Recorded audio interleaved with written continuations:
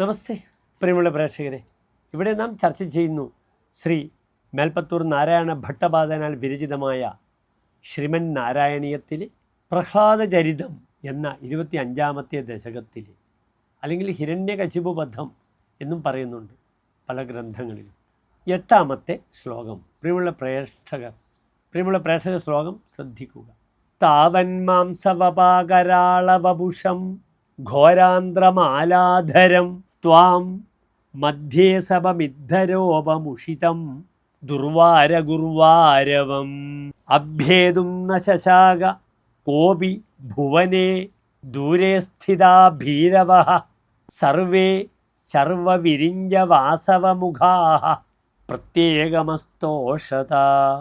ഇനി ശ്ലോകത്തിൻ്റെ പദച്ഛേദം ശ്രദ്ധിക്കുക.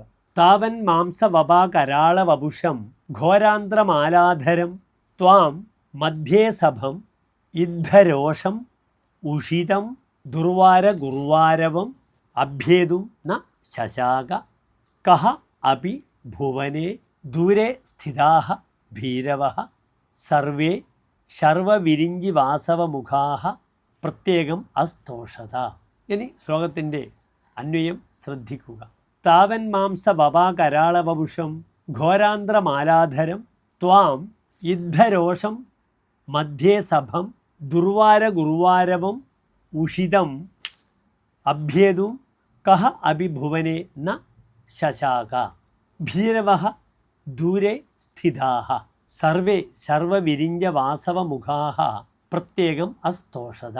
മാംസമജ്ജാദികളെ കൊണ്ട് അത്യന്തം ഭീകരമായ ഗാത്രത്തോടു കൂടിയവനും ഹിരണ്യകശിപുവിൻ്റെ ഘോരമായ കുടൽമാല ശരീരത്തിൽ അണിഞ്ഞിരിക്കുന്നവനും കോപം വർദ്ധിച്ചുകൊണ്ടിരിക്കുന്നവനും തടുക്കാനാവാത്ത അത്യന്തം ഘോരമായ അലർച്ചയോടുകൂടി സഭാമധ്യത്തിൽ ഇരിക്കുന്നവനുമായ ഭഗവാനെ, അവിടുത്തെ ഭയന്ന് എല്ലാവരും വളരെ ദൂരത്തേക്ക് മാറിക്കഴിഞ്ഞു.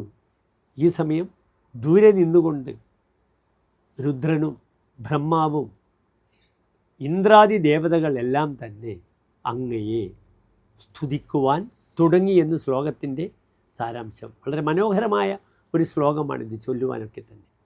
ഞാൻ മുമ്പ് സൂചിപ്പിച്ചു, അത്യന്തം കഠിനമാണ് ഇതിലെ ഓരോ ശ്ലോകങ്ങളും. പക്ഷേ ഈ ശ്ലോകം ആ ഭഗവാന്റെ ആ ഭീകരമായ ഭീതിതമായ അവസ്ഥ വർണ്ണിക്കുമ്പോൾ വളരെയധികം കാഠിന്യം അനുഭവപ്പെടുന്നില്ല.